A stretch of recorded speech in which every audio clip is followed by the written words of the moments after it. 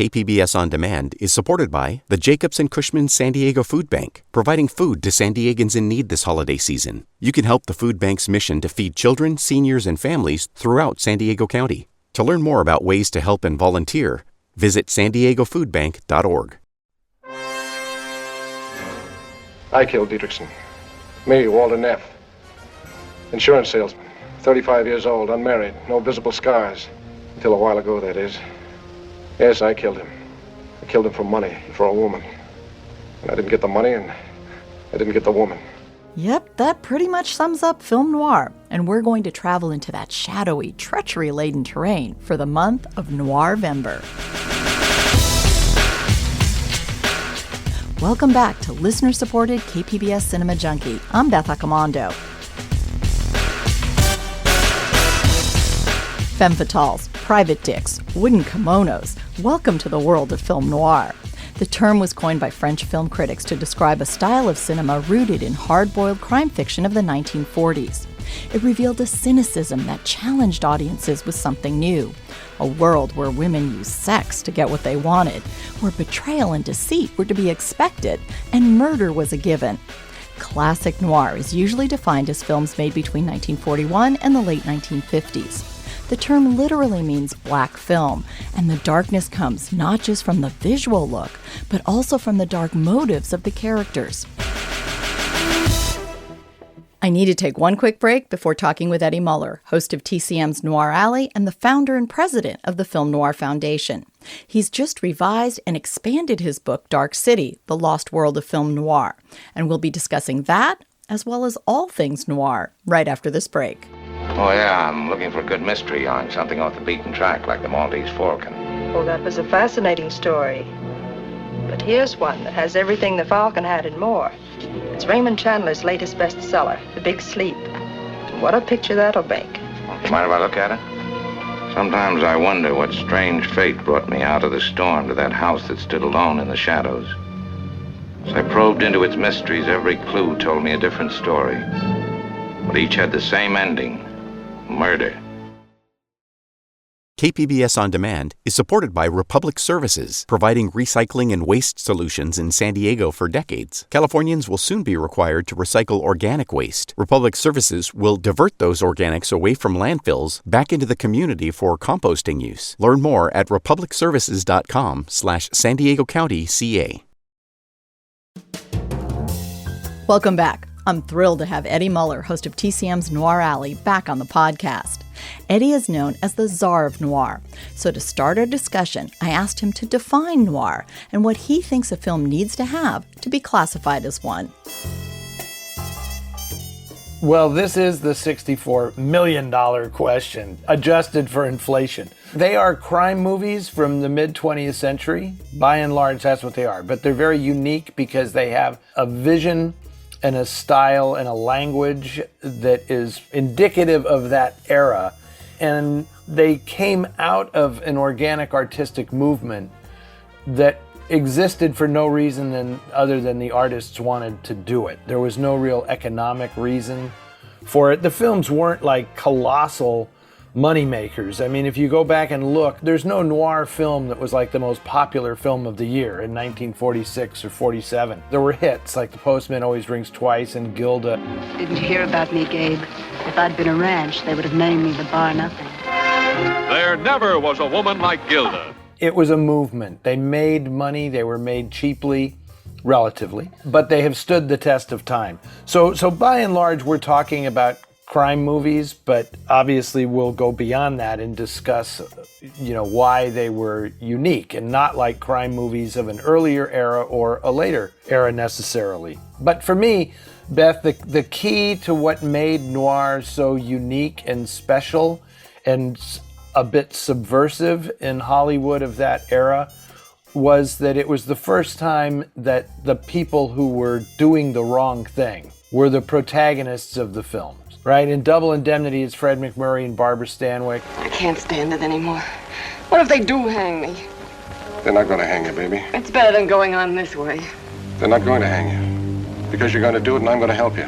To me, looking at it from a writer's perspective, that's what really makes something noir. a crime movie in which the central character is a police officer trying to run a crook to ground, and you spend most of the movie with that law enforcement officer who's trying to do the right thing, that's not a film noir. Right? The film noir is where that officer gets tempted into becoming a criminal just like the guy he's pursuing, and it's usually for a woman. And then everything goes to hell and it all turns out badly. Then you're talking film noir. Why do you make me do it? You know you're going to talk. I'm going to make you talk. I always make you punks talk. Why do you do it? Why? Why? So what originally got you hooked on noir, and how far back does that go for you? It goes back to when I used to cut school and watch Dialing for Dollars on KTVU TV in Oakland, California. Hello, everyone, and welcome to our Dialing for Dollars movie. I joke about this a lot, but it's absolutely true. There was no videotape or anything like that when I first started watching these movies. So you had to be very diligent, and I would buy the TV Guide every week. This Week in TV Guide. And then I'd go through and I'd highlight all the movies that had night, city, street, or big in the title. I don't know how big fit in there, but everything was like the big combo, the big steel, the big knife, the big night, the big carnival. Maybe you'll even take me out for a big evening, huh? Why don't you wash that platinum out of your hair?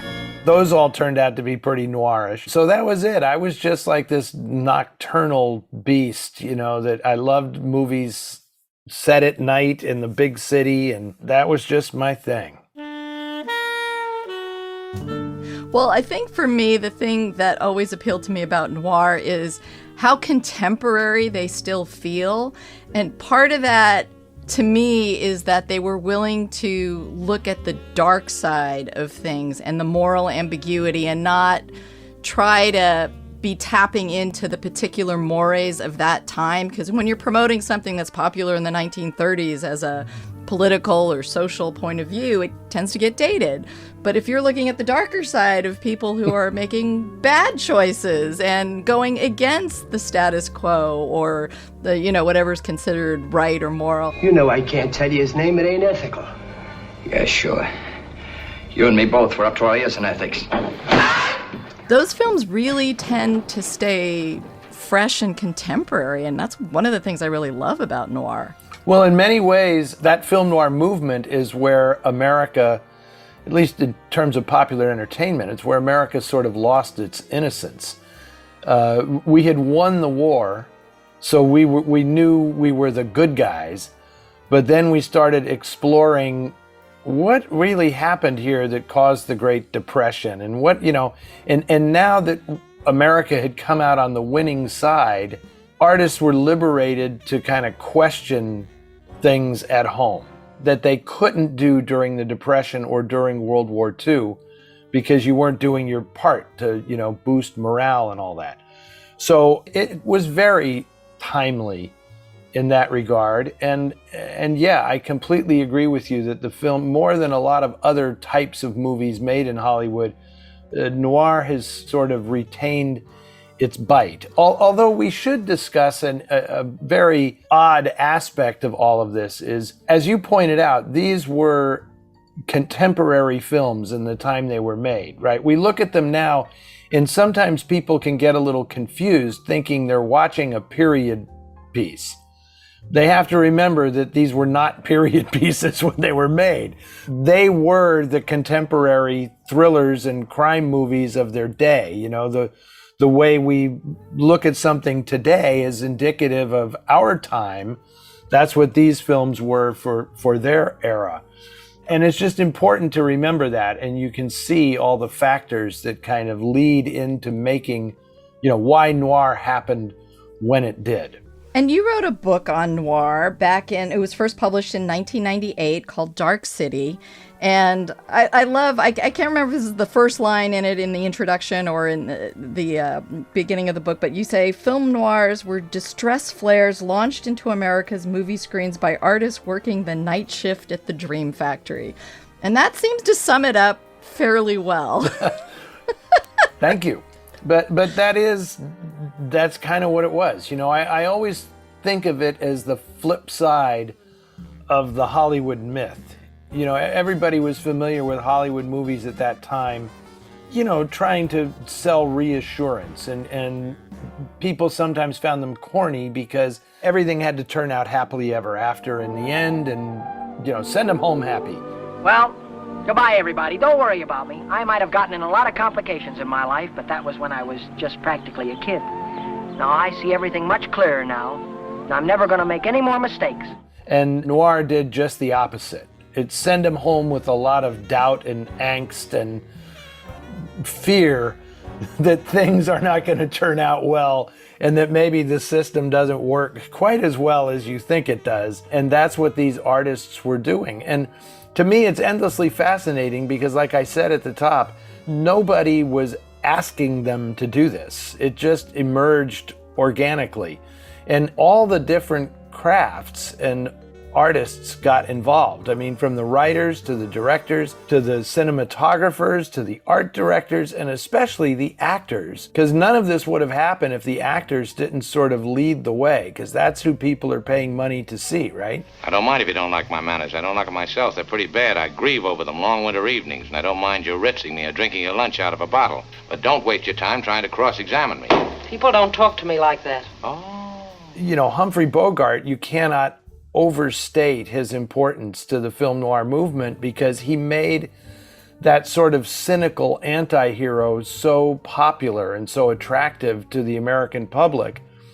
And Bogart went through the 1940s kind of playing both sides of the fence. He was a good guy in a lot of movies, but then he would play villainous characters as well. And no actor could convey cynicism and idealism simultaneously the way Bogart did, right? I mean, obviously we think of Casablanca as like the ultimate example of that. Of all the gin joints in all the towns in all the world, she walks into mine.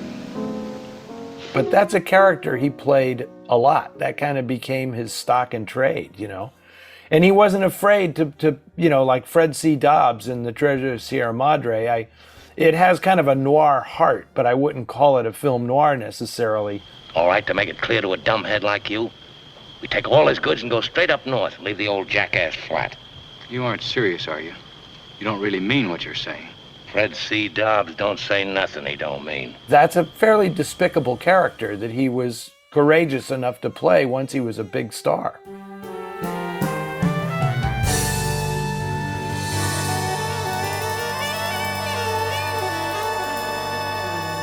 Now, when you wrote Dark City in 1998, it was a different landscape back then, and you have now revised the book. So what kind of prompted you to write it in the first place, and why a revision now? I was prompted to write it in the first place because I really love these movies. That first book was successful enough that St. Martin said, "What do you got up your sleeve now?"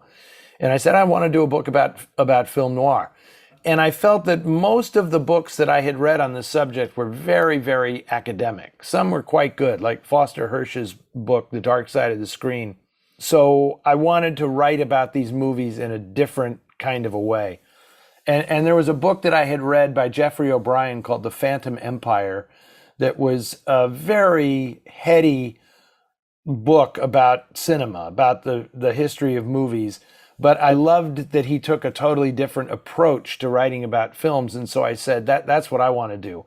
And so the idea was, because there's a similarity in noir, they're big city movies, they're crime movies, you could very easily, or I could at least, imagine that all these stories are happening in one big mythological city.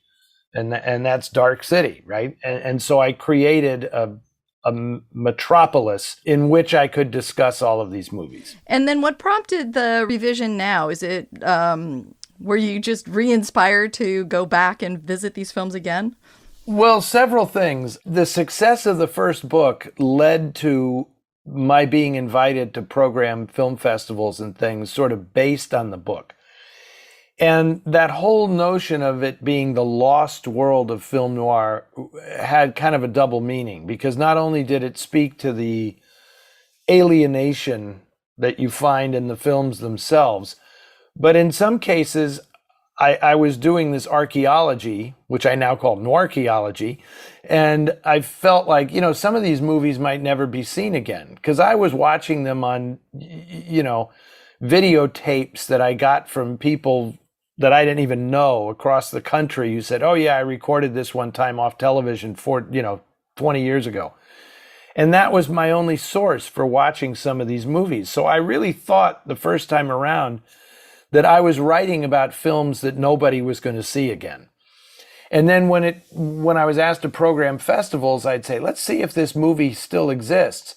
And in many cases, they didn't. We couldn't find a print of these films. And so after a few years, I became obsessed with this idea of, well, if the festivals are going to make money, let's use the profits to create a foundation that tracks down and restores these missing films. And we did that in 2005. So it's been 16 years already.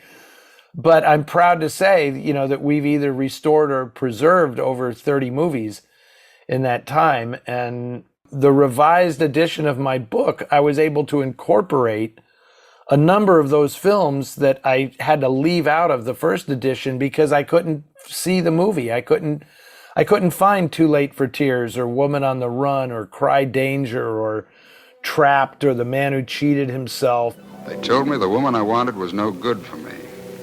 And as things turned out, they were right. But I'd do it all over again as long as she was the woman. I'm the woman. I usually get what I want because I've got the money to buy it. I'd even kill a man if that was the only way. I didn't want to believe that my own brother might be guilty of the most desperate act a man might commit for a woman. And yet, what was I to do? The proof was in my hands that he'd not only cheated the law, he'd cheated himself. They had just vanished. That was a big part of it. Then having written the book, it put me in a position where I had so much more to learn. And you never stop, right? You never stop learning about this stuff. Now I am coming to understand that this was not a particularly American phenomenon.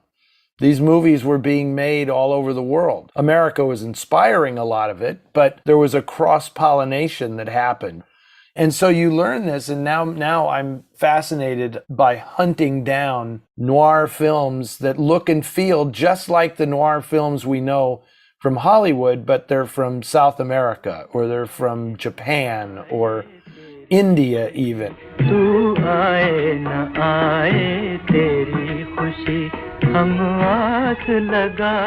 And I just think that is absolutely fascinating. One of the things I really like about the book is how you break it up into the different chapters. Because I think people, when they think of noir, sometimes have this kind of monolithic image of noir, like it's all the same. There's always a femme fatale, there's always this. And while there are definitely stylistic elements that tie them all together and thematic elements, they really do break up into these kind of subcategories that are really interesting. And I love some of these titles that you have, like Sinister Heights and Knockover Square and Loser's Lane. Talk about how you decided to break this up, and did you feel like this was a slightly different approach to how noir was being covered? I come at it as a writer. I mean, it was, when you read Dark City, I think, especially if you read it back when it was published in 1998, you could see that there was a novelist at work there. I mean, it was always my goal to write fiction. I had never really imagined that I would write a film history book. But, because my love was crime fiction, and I love Hammett and Chandler and all those guys. And I said, well, what if I wrote a film book that sort of captured that spirit and that style? And this came, Beth, from a very, very practical research angle. I tried to set aside academic works that might influence my approach to these films. Instead, I tried to find as much stuff written at the time as possible so I could see what did people actually think of these movies when they were being made and when they were being released. I wanted to kind of lose the hindsight. And one of the things that I encountered were a bunch of exhibitors' manuals from the noir era, from like 1948 and 49. And these were magazines that were published in Hollywood by the studios that went out to theater owners to like sell their wares. Like, this is what you've got coming up, and this, you know. And it was fascinating to see, number one, how the studios themselves talked about these films. They never used the term noir. That was impossible. They called them either crime thrillers or murder dramas. And when I started making lists of, well, these are the murder dramas and these are the crime thrillers, it became apparent that there was a distinction in that the crime thrillers were like cops and robbers movies, right? So you can imagine Kiss of Death and Cry of the City and The Asphalt Jungle. Make your way up the back stairs and jump the alarm system. That'll take another 3 minutes. At exactly 11:54, Dix and I will come to the back door. You open it for us. I'll be waiting for you. Good. These are crime thrillers. Murder dramas are Double Indemnity, The Postman Always Rings Twice, The Reckless Moment. Bea, where were you? What's the matter? What happened? Bea, calm down. Calm down. Who was it? It was Ted. Mother, you were right. I know. I never should have gone. All right. Just try to tell me what happened. I was in the boathouse. All he did was the money. I hate him. All right, dear. Where is he now? I don't know. I loved him. You go on upstairs. I'll be up in a minute. Movies in which normal people are committing the crimes, you know, amateurs. So it became obvious to me that, wow, crime thrillers are about professionals and murder dramas are about amateurs. And I was just fascinated by that. And also by the fact that so many of the letters to the studios from exhibitors out in rural areas did not like these movies. And it was like, stop making them. Please stop making them. You're scaring everybody into thinking that, you know, there's this cancer in the culture and the big cities are cesspools of, you know, vice and corruption. Oh, and now we know better now. But that was really what was driving it. And I was fascinated by all that. So I funneled that all into the book.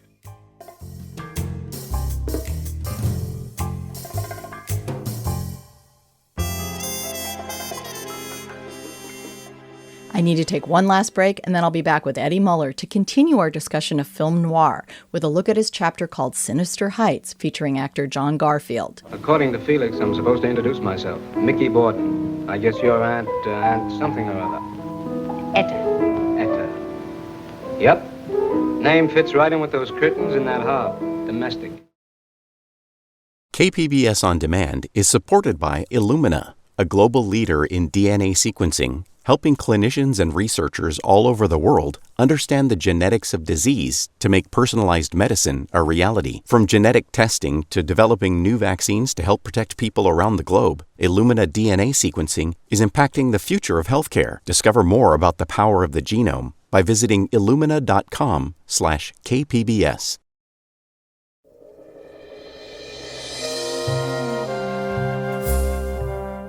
Welcome back. Let's pick up my discussion with Eddie Muller by looking to his chapter called Sinister Heights, where he highlights one of my favorite actors, John Garfield.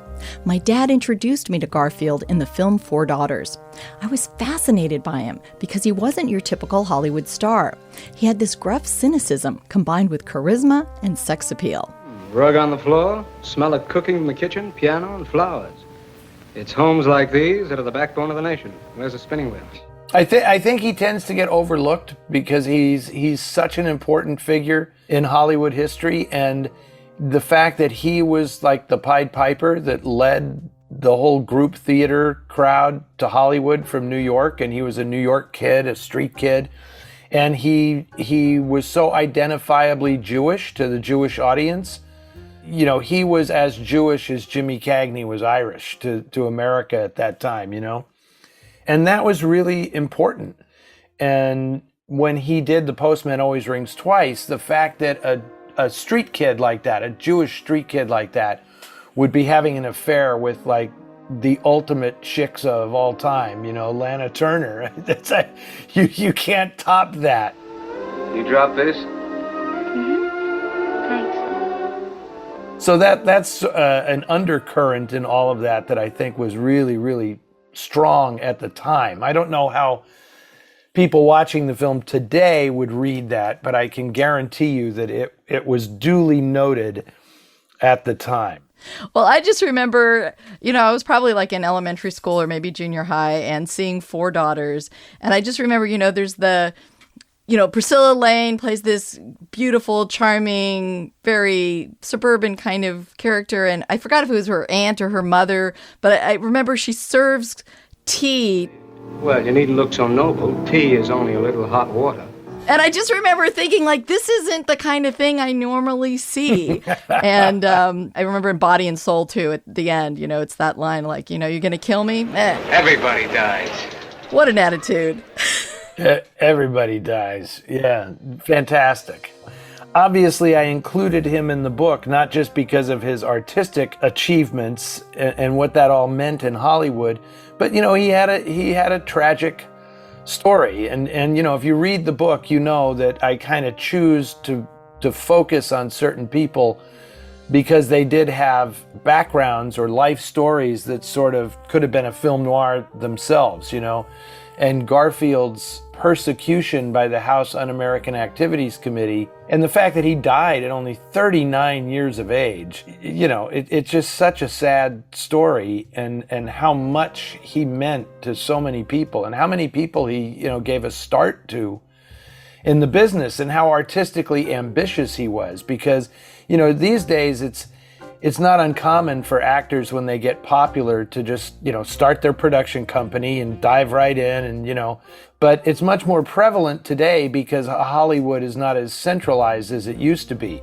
When Garfield started Enterprise Pictures, I mean, he was basically saying, I'm going to compete with these studios. He had to work with them to get the films distributed, but he was basically saying, I have a better way to make pictures. That was early. That was like 1946. To say that was pretty brazen. Took a lot of guts. If you need a broken man to love, break your husband. I'm not a nickel. I don't spend my life in a telephone. If that's what you want for love, you can't use me.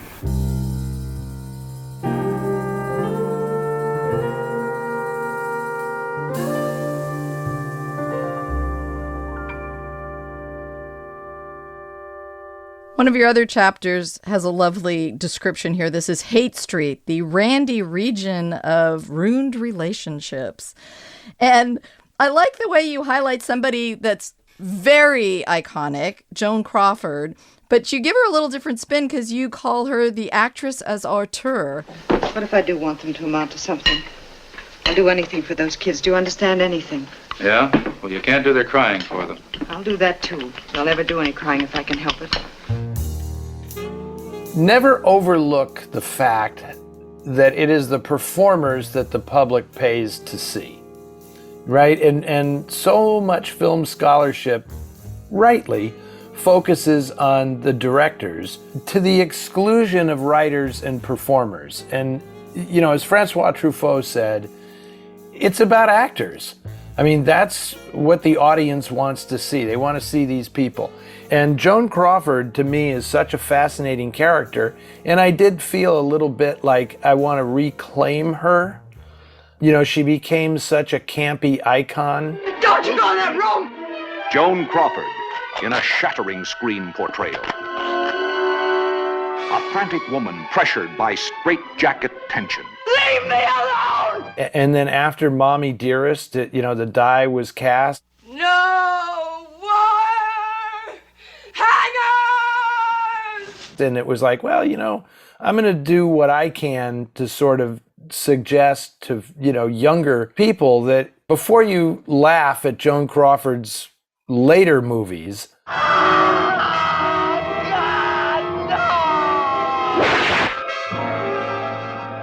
consider who she really was in Hollywood and how much power she wielded in Hollywood. She was an incredibly dominant and dominating personality. in the business. She essentially was the producer of all of her movies after Mildred Pierce. And I just think it's a story that isn't really told, and she doesn't get her due in that regard. It's hard for this culture to accept this, but you can be many things. It's not one or the other. You can kind of be somewhat of a laughingstock for your later movies and still be a really good actress and a really strong producer and have really good taste and stuff. You know, it's not impossible to be those many things. And Joan Crawford was that. She was many things. Yes, she kept reinventing herself to keep her career going. Which every performer in the world will tell you that's what you have to do. You know, sometimes it veers into embarrassment, as it did for Joan Crawford. A nightmare of suspense pushes you closer and closer to your shock limit as Joan Crawford finds menace in every shadow. But I don't think that in any way should denigrate the work that she did before that. So that's what I tried to explain in that chapter.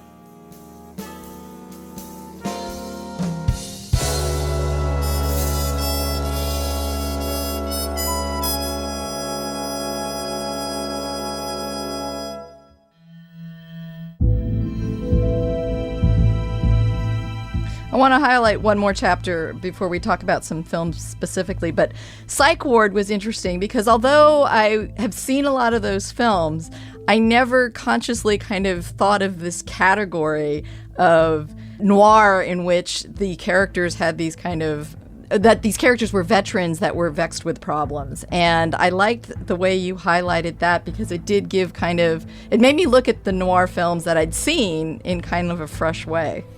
Yeah, it's interesting because so many there were a number of these films, and that's what we were saying earlier about these movies were contemporary. They were dealing with issues of the day. And The Best Years of Our Lives obviously is one of the greatest American movies ever made, and it's about specifically, the difficulty of soldiers reintegrating into normal life. Come on, the rest of you guys. Fred. Come on, get out! Fred, wake up. Godowski! Wake up. Godowski! Wake up. She's burning up! Get out! Fred. Get out! Fred, wake up. Wake up. She's burning up! She's gonna hit! Look out! It's all right, Fred. Go back to sleep. Go back to sleep. But if you put that on a crime movie, it's fascinating. And of course, this is where so many noir films that hinge on the idea of amnesia come into play, because so many of these returning soldiers have come back somehow damaged. My head hurts. I don't remember so good. Sure you remember. It's Johnny's wife we're talking about. You remember Johnny's wife, all right. Johnny. Johnny. George, where's Johnny? Why ain't Johnny here? He'd know I wouldn't mean to do a thing like that. No, why wouldn't you? All you had to do was grab hold of the gun, jab it against her heart, and squeeze the trigger. That's the way it was, wasn't it? The Blue Dahlia, High Wall, Somewhere in the Night, Clay Pigeon, these are all movies that hinge on soldiers with memory loss. It's a great gimmick for a film. I just saw The Card Counter, right? Paul Schrader's new film, The Card Counter, is a contemporary version of these noir films because it's about a veteran who's done horrible things, who's trying to reintegrate into normal life, and he has really a hard time coping. And am I trying to justify what we did? No. Nothing. Nothing can justify what we did. Your father understood that. If you were there, you could understand. Otherwise, there's no understanding. So I see The Card Counter as being a very definitive extension of these noir films of the post-World War II era. This is our version of that today. Well, what's interesting about it, too, is you mentioned Best Years of Our Lives, which gives I'm not sure I want to say positive spin, but it gives a very hopeful look at these soldiers reintegrating back to civilian life. And what noir does, and I think this is what makes it much more contemporary feeling, is it's looking at PTSD sort of before we had a label for it and acknowledging that this was maybe not something that could be easily conquered and solved with, a good wife or an understanding family. And instead, it looks at it within this kind of morally ambiguous landscape where how does that come into play and create problems? And I thought that was fascinating. Yeah, it is very interesting. There's that movie that I referenced, High Wall, which was made at MGM, of all places, in 1947. Listen to me. You're sick. Let me take you home. Steve, don't you hear me? Think of Richard. You remember Richard, don't you? You remember your own son. Think, Steve! I'm his mother! Oh, no! With Robert Taylor as a veteran who's lost his memory. There are scenes in that movie that are startling for how daringly they depict the misery of returning veterans, right? I mean, he is institutionalized, and you have scenes in that movie where he's having conversations with other soldiers who are still suffering from the after effects of the First World War.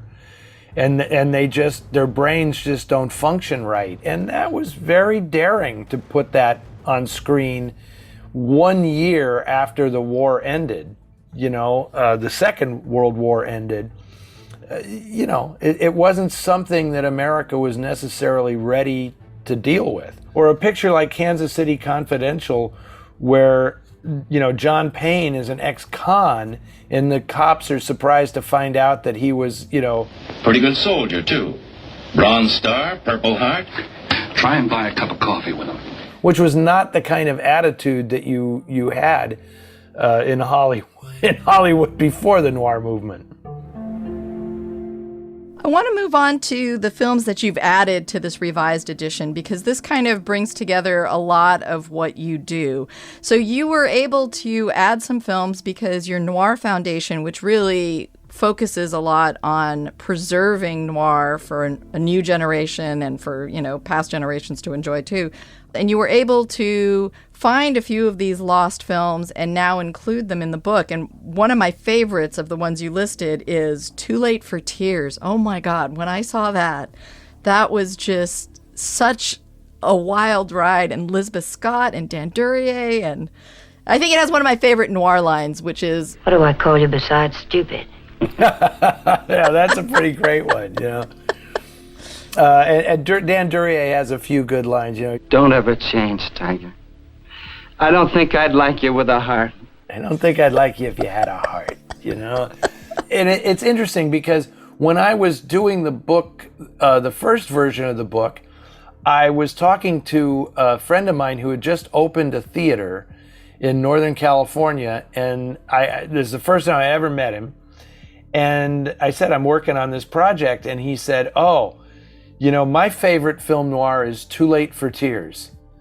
And I was so embarrassed because I didn't know what that was. I didn't know the film. I'd never seen it, So that's what I'm saying, Beth. It's like, so then I had to go home and go, I'm writing a book on film noir and this guy's favorite movie is one I've never seen. But then it became like the Holy Grail was to find this movie. And it's just interesting because so many of the films that we have preserved were independently made movies, even if there were big famous people involved, like Hunt Stromberg, who's one of the great producers in Hollywood history, was the producer of Too Late for Tears, but he did it as an independent film. Tiger, I didn't know they made him as beautiful as you are, and as smart, or as hard. Right, and released it through United Artists. And originally, Joan Crawford was going to be the star of that film. Joan Crawford and Kirk Douglas were intended to be the stars of the film. But that didn't work out, and so Elizabeth Scott and Dan Duryea did it instead. But, you know, when a film gets out of circulation, when it's made independently, it's usually distributed by a major studio. And there's a term on that deal, right? Like for 5 years or something. A lot of independent producers, by the time their distribution deals expired, they were out of business. And so there's nobody there to protect the films, right? And so that's why we have to hunt these things down. And boy, Too Late for Tears was a challenge because we ended up finding about 3 copies. I think there was a kind of a battered dupe negative. There was a 35 millimeter print and there was a 16 millimeter print. And the restoration was done by sort of artfully cobbling all of these together, taking literally the best shot that we could find from each version and reassembling the whole thing. It was, I mean, that was the work of Scott McQueen at the UCLA Film and Television Archive. He oversaw that. And it was tricky because nobody knows it when they watch the film now, but when I see it, I can say, this shot of Liz Scott is a 35 millimeter. This reverse angle of Dan Duryea is from the 16 millimeter print. It was like whichever one looked sharper and clearer and could be enhanced, that's the one we went with. So it was basically like recutting the entire film from these different sources in order to get the best version possible.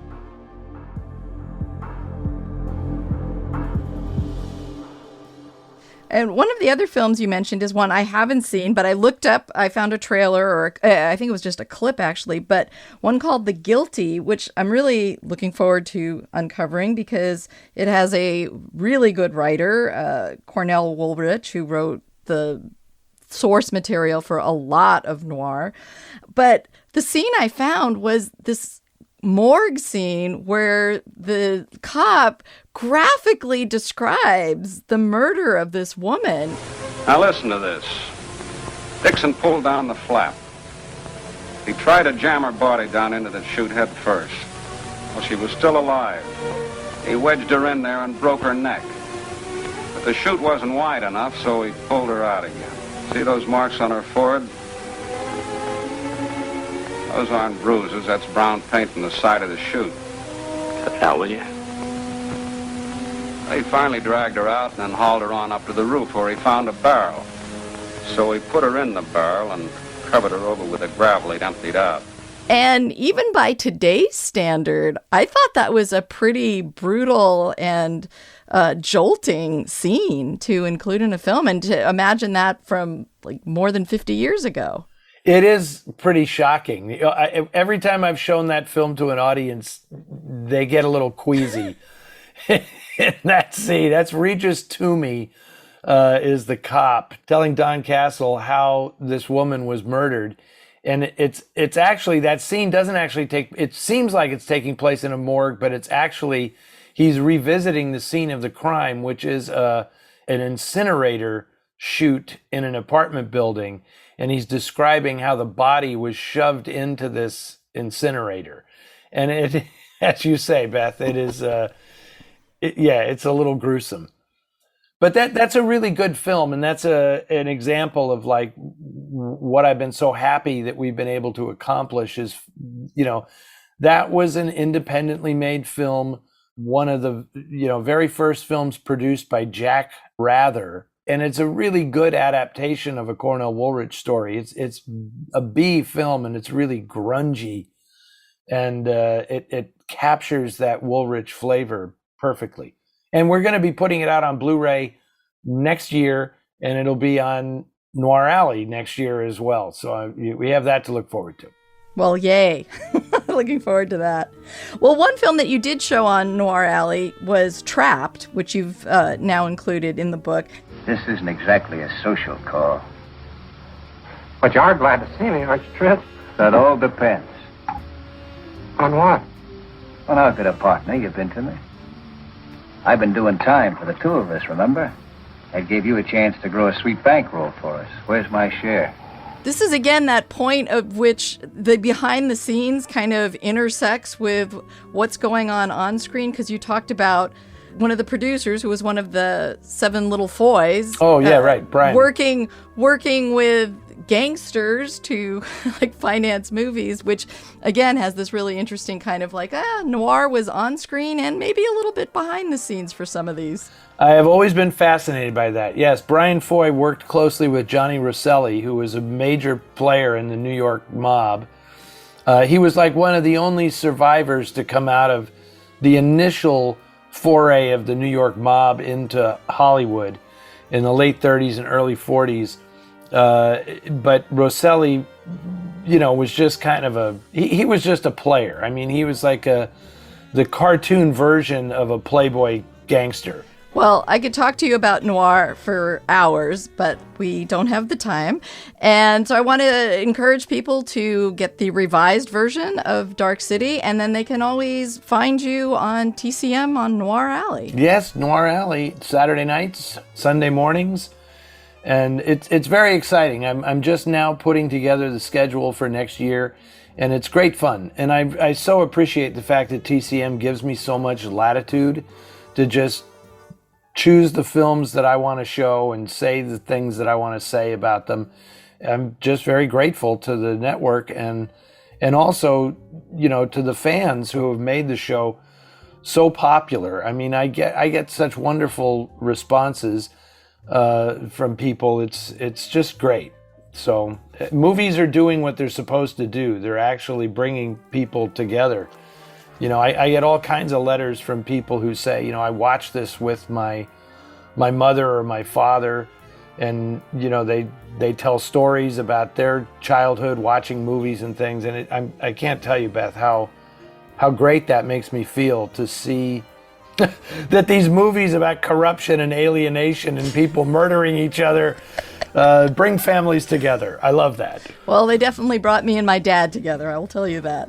Yeah. Well, I want to thank you very much for letting me take this detour down Noir Alley with you and visit one of my favorite categories of film. I love noir because, like I said, they feel contemporary and just cynical and witty, and they're great. I enjoy them beyond words. Well, we share that, Beth.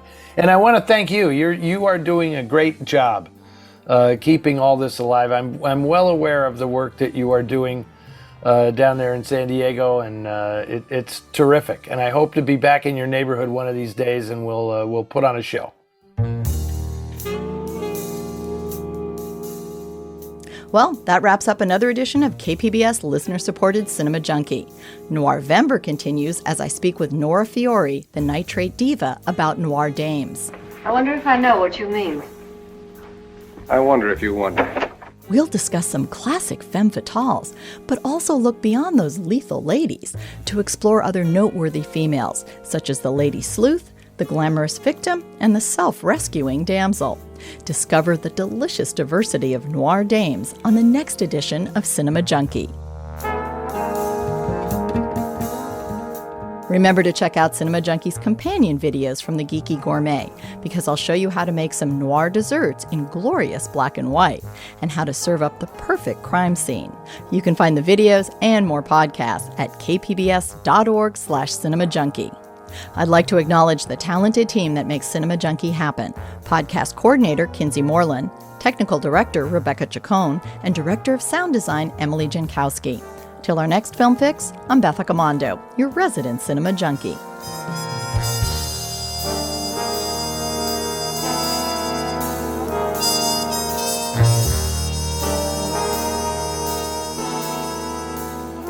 There's a speed limit in this state, Mr. Neff. 45 miles an hour. How fast was I going, officer? I'd say around 90. Suppose you get down off your motorcycle and give me a ticket. Suppose I let you off with a warning this time. Suppose it doesn't take. Suppose I have to whack you over the knuckles.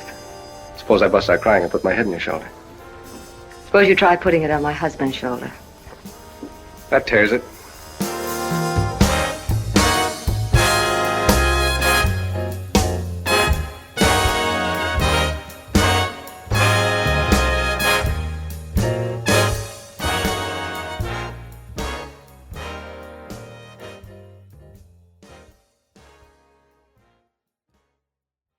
KPBS On Demand is supported by Birch Aquarium, where season's greetings. The aquarium's annual holiday celebration is underway. The family-friendly event runs through December 31 and includes seasonal decor, music, and activities for the whole family. Aquarium.ucsd.edu for details.